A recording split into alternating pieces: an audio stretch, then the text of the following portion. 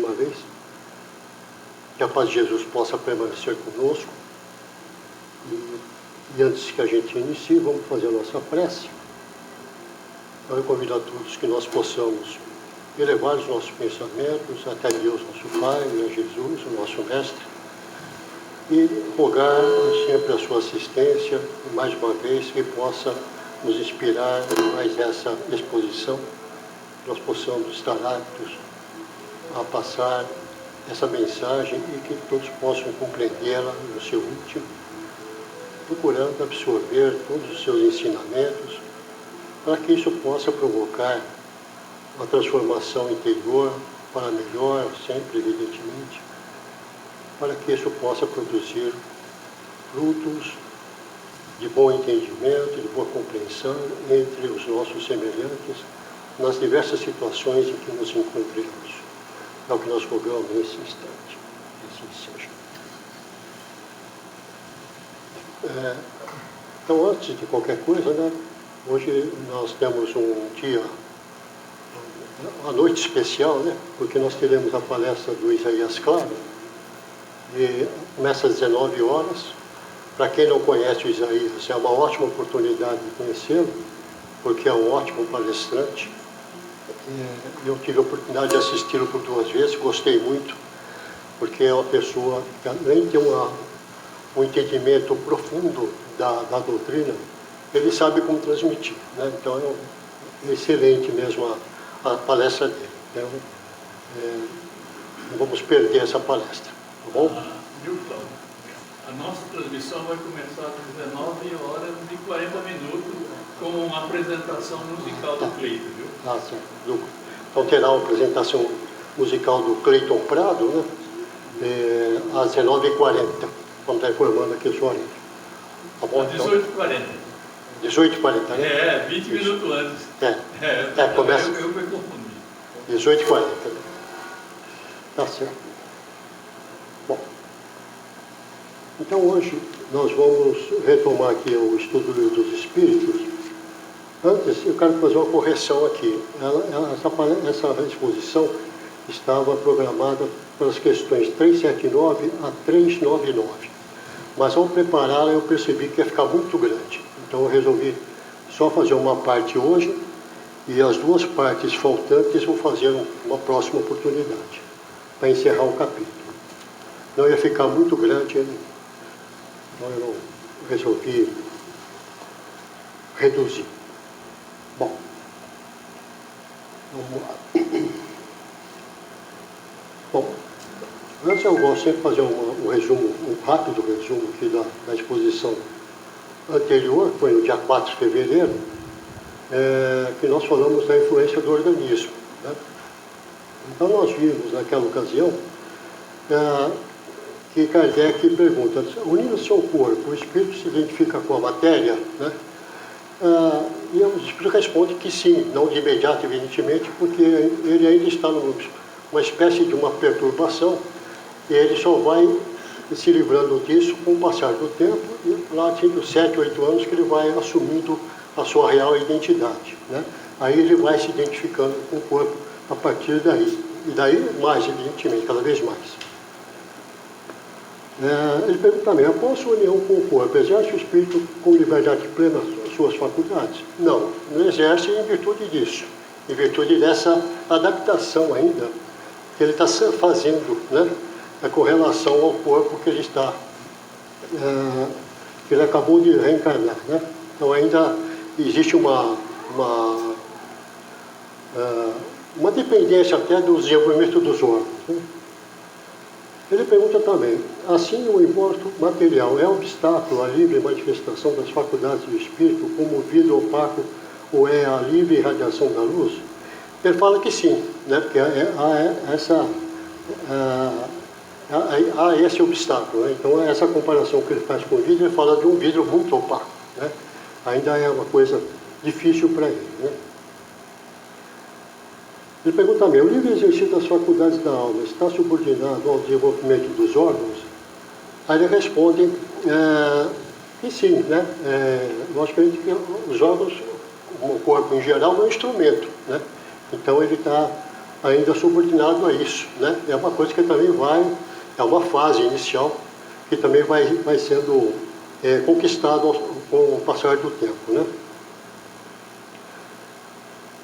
Aí fala, da influência dos órgãos, se pode inferir a existência de uma relação entre o desenvolvimento do cérebro e das faculdades morais e intelectuais? Ele diz que sim, há uma relação, mas a gente tem que pensar que são as faculdades do espírito que influem no desenvolvimento, e não o contrário, né? Embora haja uma influência dos dois lados, né? Pergunta também, dever-se-á deduzir daí que a diversidade das aptidões entre os homens deriva unicamente do estado de espírito? Aí ele diz que a diversidade sempre vai depender das qualidades do espírito, né? E, logicamente, que há aí, como eu disse, uma influência da matéria que acaba cerceando o espírito nesse desenvolvimento, né? Aí passamos depois, nessa época, na ocasião, para idiotismo e loucura, que era o item sequencial, né? Ele pergunta, tem algum fundamento o pretender-se que a alma dos cretinos e dos idiotas é de natureza inferior? Ele diz que não, porque ali são almas humanas, né? São espíritos que estão passando por uma dificuldade, né? Necessária para aquele espírito, né? Mas não é a natureza inferior, não, né? Diz aqui, de nenhuma maneira. Pergunta, que objetivo visa a providência criando seres desgraçados como os cretinos e idiotas? Ele diz que é justamente essa fase, né? Eles estão passando por uma punição, vamos assim dizer, né? Eles estão presos num corpo, embora tenham como espíritos livres consciência disso, mas a sua manifestação ela é impossibilitada devido à deficiência do corpo, né? Aí pergunta, não há, pois, fundamento para dizer-se que os órgãos nada influem sobre as faculdades? Aí ele fala que sim, né? É aquela história, tem a sua influência, evidentemente, né? Mas essa influência não são a origem das faculdades, né? Ele pergunta também, qual será o mérito da existência de seres que, como os cretinos e idiotas, não podendo fazer o bem nem o mal, se acham incapacitados de progredir, né? Aí ele diz o seguinte, o mérito dessa existência é a questão da decorrência do abuso que eles fizeram na encarnação anterior, anteriores, né? Então, não viram no corpo como instrumento de progresso, e sim de destruição, de causar o mal, e em vista disso vem uma situação para que eles possam assim, refletir melhor sobre o que devem fazer a partir de então, né? Aí continua. Pode assim o corpo de um idiota conter um espírito que tenha animado um óleo de gênio em precedente existência? Ele falou que sim, evidentemente que sim, porque esse gênio hoje, ele pode também hoje cair num estado de desgraça, né? Vamos dizer, de flagelo, por abuso também, né? E vir uma situação desse tipo, né? Nada impede, hein? Na condição de espírito livre, tem o idiota consciência do seu estado mental? Ele fala que sim, frequentemente tem, né? Mas logicamente quando ele está conscientemente encarnado, ele vai sentir as dificuldades próprias do corpo, de manifestação, né? Mas ele tem, como espírito livre, tem consciência sim. Qual na loucura a situação do espírito, né? Então veja, a situação do espírito é que ele recebe essas impressões do corpo, né? E tenta exercer essa ação sobre o corpo, mas logicamente ele está impedido pela impossibilidade da situação, né? Então, o desorganizado é sempre o corpo e não o espírito? Ele fala que sim, o corpo é sempre o desorganizado, o espírito não. Ele está passando por aquela dificuldade de não poder se manifestar no corpo, né? Mas o desorganizado é sempre o corpo. Por que razão a loucura leva o homem algumas vezes ao suicídio? Pelo constrangimento e ele não se conforma de não poder se manifestar, né? E aquilo acaba, essa loucura acaba levando ao suicídio, achando que aquilo vai resolver alguma coisa, e a gente sabe que não vai resolver nada. Muito pelo contrário, né? Vai só complicar a vida dele. Depois da morte, o espírito do alienado ressente do desarranjo de suas faculdades? Sim, ele se ressente, mas isso com o tempo, à medida que ele vai se desligando desse corpo, ele vai retomando a sua condição normal, né? Mas há sim um ressentimento, vai depender sempre do corpo, né? da matéria, que ele se livrar daquilo, né? E finalmente ele pergunta lá, de que modo a alteração do cérebro reage sobre o espírito depois da morte? Com uma simples recordação, que às vezes ele não tem compreensão do que aconteceu, mas aos poucos, como espírito, ele vai tomando ciência do que aconteceu com ele, né? E vai também tomando a sua normalidade, né? Muito bom. Bom, aí vamos retomar, hoje vamos falar sobre a infância, né? Então, na pergunta 379, ele pergunta, é tão desenvolvido quanto o do adulto o espírito que anima o corpo de uma criança? Aí ele responde lá, né? Pode até ser mais progredido. Apenas a imperfeição dos órgãos infantis o impede de se manifestar, obra de conformidade com o instrumento do que dispõe. Então, evidentemente, que essa fase, ele vai se ressentir, né? Ele pode até ter um progresso, mas logicamente ele está no corpo de criança, evidentemente, porque existe a ordem natural das coisas, né? Nesse planeta, ninguém nasce adulto, né? Todo mundo passa pela infância, não tem jeito, né? Então, nessa fase, ele ainda está impedido, porque ele também não tem como se manifestar no corpo de criança, né? Isso também ele vai conquistando aos poucos, e a partir dos 7, 8 anos, ele vai assumindo a sua normal identidade, né? Na 380, ele pergunta, abstraindo do obstáculo que a imperfeição dos órgãos opõe à sua livre manifestação, o espírito, numa criancinha, pensa como criança ou como adulto, né? O espírito responde, desde que se trata de uma criança, é claro que, não estando ainda nela desenvolvidos, não podem os órgãos da inteligência dar toda a intuição própria de um adulto ou espírito que a anima. Este, pois, tem efetivamente limitada a inteligência, enquanto a idade lhe não amadurece a razão. A perturbação que o ato da desencarnação produz no espírito não cessa de súbito, por ocasião do nascimento.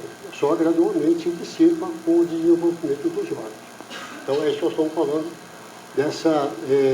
ele não vai ter, logicamente, toda a sua inteligência colocada à prova no corpo de uma criança.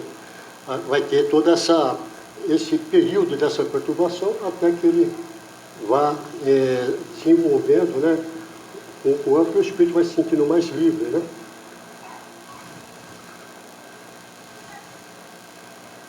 Então, o comentário da Allan Kardec, ele fala o seguinte, com relação a essa pergunta, né? Há um fato de observação que apoia essa resposta. Os sonhos numa criança não apresentam o caráter dos de um adulto, evidentemente. Quase sempre pueril é o objeto dos sonhos infantis, o que indica que de que natureza são as preocupações do respectivo espírito. Também, logicamente, o sonho de uma criança só pode ser infantil, né? Não tem muitas preocupações, né, com a vida do dia a dia, né, do espírito. Então, ali vai indicar qual é a natureza da preocupação do espírito. É ainda pueril, infantil, né? Não poderia ser diferente, né? Na 381, ele pergunta, por morte da criança, readquire o espírito imediatamente seu precedente vigor? Ele responde, assim tem que ser, pois que se vê desembaraçado de seu invólucro corporal. Entretanto, não readquire a anterior lucidez, senão quando se tenha completamente separado daquele envoltório. Isto é, quanto mais nenhum laço exista entre ele e o corpo, né? Então, logicamente, que por morte da criança, esse espírito ele vai readquirindo a sua normalidade, né? À medida que ele vai se desligando, até que não tenha nenhum laço que o ligue ao corpo, Né?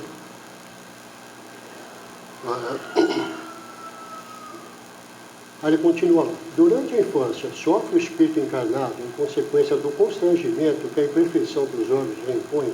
Né? Resposta. Não, esse estado corresponde a uma necessidade, está na ordem da natureza e de acordo com as vistas da providência. É um pedido de repouso do espírito. Né? Então, veja, nesse período, o espírito ele ainda não está totalmente identificado com o corpo e ele sofre ainda essa perturbação que foi a reencarnação. Né? Então, ele até chama de período de repouso do espírito porque ele está passando por uma fase ainda de adaptação, uma fase tranquila, né? Que é a infância. Né? Porque a criança, o negócio dela é brincar, é descobrir o mundo, né? Então ele está participando disso, logicamente, com um novo corpo. Né? Então ainda ele não sofre, né? A criança não sofre, o espírito encarnado não sofre constrangimento em virtude disso. Né? Na 383, ele pergunta o seguinte: qual para este a utilidade de passar pelo estado da infância? Aí responde: encarnando com o objetivo de se aperfeiçoar, o espírito durante esse período é mais acessível às impressões que recebe, capaz de auxiliarem o adiantamento, para o que devem contribuir os incumbidos de educar. Né? Então, logicamente, é nessa fase que entra aí a missão dos pais, né? Que é da educação dos filhos. Né? Então, nesse período é que a gente vai educar efetivamente. Né? Não adianta a gente passar esse período depois querer consertar as coisas, que a gente sabe como pais, que somos aqui a maioria, vai ficar mais difícil. Né? Então, é nesse período que a gente pode dizer, ó, esse é o certo, esse é errado, faça assim, não faça assado, né? Para que a gente possa incutir na criança a educação propriamente dita. Né? Então, é o que ele fala aqui, com o objetivo de se aperfeiçoar. Né? Porque, veja, por pior que possa ser esse espírito, né, esse período vai influir positivamente na vida dele. Né? Se a gente deixar passar em branco isso, a gente terá perdido a oportunidade de educar essa criança, de formar ele um bom cidadão, né? De que tenha uma vida normal, produtiva, né? E que possa aproveitar a sua encarnação. Então, é nessa fase que a gente tem que aproveitar de educar efetivamente. Né? Infelizmente, né, a maioria dos pais não tem essa consciência, né? Não tem maturidade, às vezes, para perceber isso. Né? Então, às vezes, passa batido, né? E depois a gente quer consertar as coisas, aí a coisa já foi para o brejo, como diz o outro. Né? Aí não tem mais jeito. Na 384, ele faz uma pergunta interessante. Por que é o choro a primeira manifestação da criança ao nascer? Ela responde: para estimular o interesse da genitora e provocar os cuidados de que há mistério. Não é evidente que se suas manifestações fossem todas de alegria, quando ainda não sabe falar, poucos se inquietariam os que o cercam com os cuidados que lhes são indispensáveis. Admirai, pois, em tudo a sabedoria da providência. Né? Então, é pelo choro que a criança vai inquietar com fome, que precisa trocar a fralda, né? Que está doendo a barriga. E se ela risse, né? Então a gente falaria, está tudo em ordem, não precisa cuidar. Não, mas é pelo choro que a gente sabe que alguma coisa não está bem. Né? Então, o que ele fala aqui, admirai, pois, em tudo a sabedoria da providência. Né? Então, aqueles que cuidam já sabem que alguma coisa não está bem com a criança devido ao choro. Na 385, ele pergunta: que é o que motiva a mudança que se opera no caráter de um indivíduo em certa idade, especialmente ao sair da adolescência? É que o espírito se modifica? E aí os espíritos dão uma longa resposta, que a gente vai ver aqui por partes, e comentar alguma coisa. Aí inicialmente fala: é que o espírito retoma a natureza que ele é própria. Qual era? Não conheceis o que a inocência das crianças oculta. A gente nunca sabe, evidentemente. Né? Não sabeis o que elas são, nem o que foram, nem o que serão. Contudo, a afeição lhes tendes às acariciais como se fossem parcelas de vós mesmos, a tal ponto que se considera o amor de uma mãe, o amor que uma mãe consagra aos filhos, como o maior amor que um ser possa voltar a outro. De onde nasce o meigo afeto, a terna benevolência que mesmo os estranhos sentem por uma criança, sabeis? Não, pois bem, vou explicar. Né? Então, veja, é aquilo que eu disse. Quando passa dos 7, 8 anos, 9, a criança vai se revelando, né? O espírito vai se revelando, né? A sua real identidade. É quando ele também sente, também ele sente essa fase, né?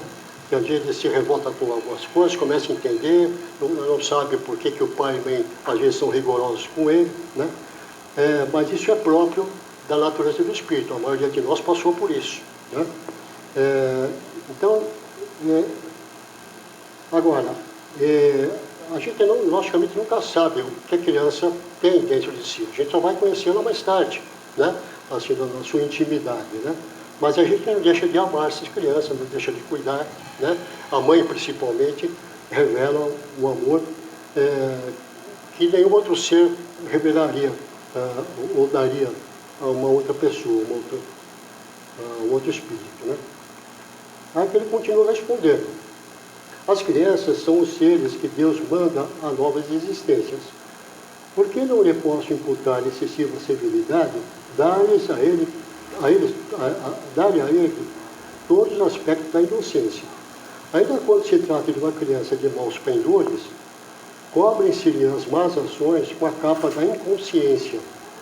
Essa inocência não constitui superioridade real com relação ao que eram antes, não.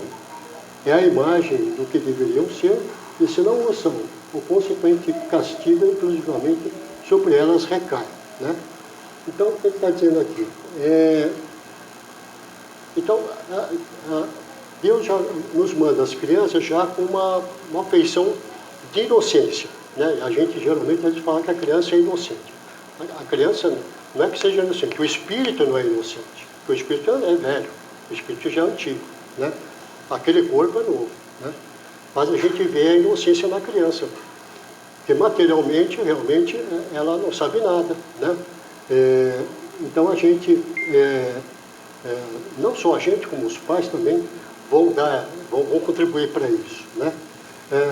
Então ele diz aqui que essa inocência não constitui superioridade real com relação ao que era antes. Isso não vai dizer que ela é um espírito superior ao que era antes, não, né? A gente só vai saber depois, para ela crescer e se revelar, né? Então, veja, é a imagem do que deveriam ser, e se não o são, né? O consequente castigo exclusivamente sobre elas recai. Ou seja, elas podem ser daquela maneira e continuar daquela forma, né?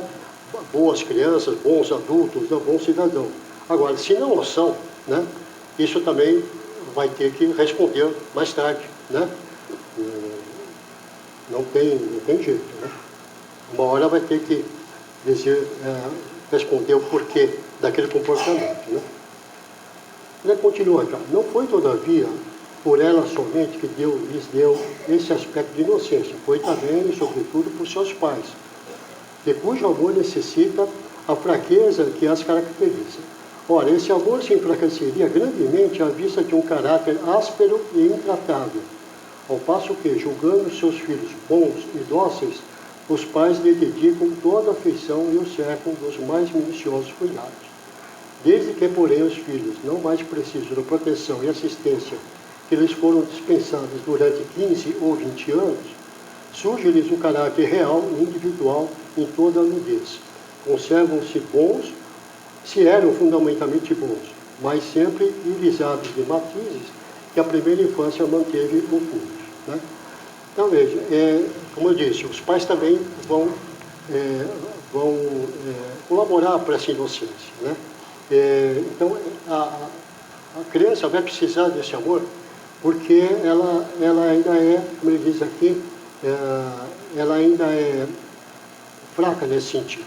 Então, ela necessita desse amor e de toda a assistência que uma criança precisa, né? Principalmente nos primeiros anos, né? Agora, é o que ele fala aqui, conservam-se bons os que eram fundamentalmente bons. né? Logicamente, vocês continuam com o mesmo caráter, né? Agora, como ele fala aqui, irisados de matiz, ou seja, acobertado por um colorido que a gente, né, se ilude, né? Que fala, mas sempre irisado de matiz, que a primeira infância manteve ocultos. Então, aquela fantasia, né, que a gente tinha com uma inocência, estava oculta, a gente não sabia, né? Mas isso só vai ver depois, evidentemente, né? Ainda continuando a resposta, ele fala, como vedes, os processos de Deus são sempre os melhores, e quando se tem o coração puro, facilmente se lhes apreende a explicação. Com efeito, ponderai que nos vossos lares, possivelmente, nascem crianças cujos espíritos vêm de mundos onde construíram hábitos diferentes dos vossos, e dizei-me como poderiam estar no vosso meio esses seres, trazendo paixões diversas, do que nutris, inclinações, gostos inteiramente opostos aos nossos. Como poderiam enfileirar-se entre vós, senão como Deus o determinou, isto é, passando pela peneira da infância? Então a gente nunca sabe de onde vieram esses espíritos, né? Podem ter vivido aqui na Terra ou em outros planetas, a gente desconhece isso. E a gente não sabe o que eles carregam no seu íntimo, né? Então, logicamente, que a gente vai enfrentar isso, né? E a gente percebe quando a gente tem mais de um filho, 2, 3 ou mais, que a gente percebe o quanto é diferente cada um deles, né? Eles não são iguais, né? Pode ser até na aparência, na feição, mas espiritualmente não o são, né? Agora, ele fala aqui, como é que a gente poderia aceitar isso, enfrentar isso, se não fosse pela peneira da infância, né? Se não fosse nesse período, né? Então, a infância é muito importante, como nós dissemos no início, para essa educação, para essa orientação, né? Para que a gente possa contribuir, para que ele possa crescer com suporte, com uma estrutura, né, emocional, inclusive, né?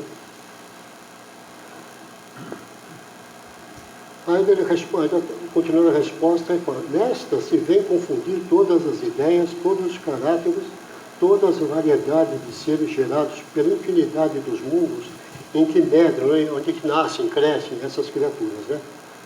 E vós mesmos, ao morrerdes, vos achareis no estado que há uma espécie de infância entre novos irmãos, ao volver-se a existência extraterrena, e que ignorareis os hábitos, os costumes, as relações que se observam nesse mundo para vós, que é novo, né?